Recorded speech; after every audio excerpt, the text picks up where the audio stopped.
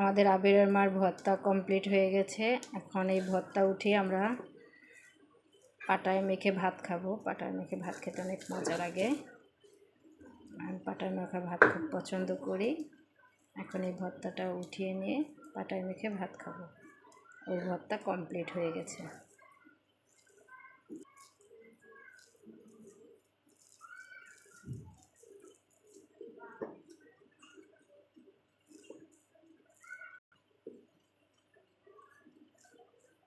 ভর্তা বানানো কমপ্লিট।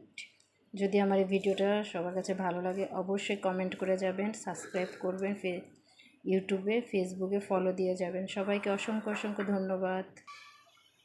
এই যে এখন আমাদের পাটায় মাখানো ভাত খাবো। পাটায় মাখানো ভাত খেতে খুবই ভালো লাগে। আমি খুব পছন্দ করি পাটায় মাখানো ভাত। এখন আমাদের বাসায় এই যে কালো জিরা ভর্তা এবং কি একটা শুটকি ভর্তা করা হয়েছে। এখন দুইটা ভর্তা একসাথে মিক্স করে ভাত মাখাবে।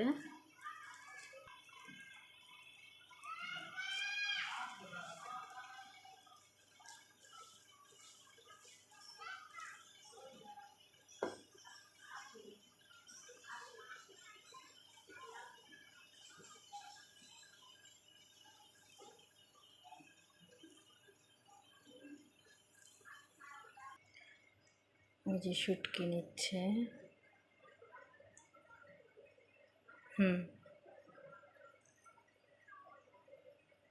কালো জিরাটা পরিমাণ একটু কম নিল।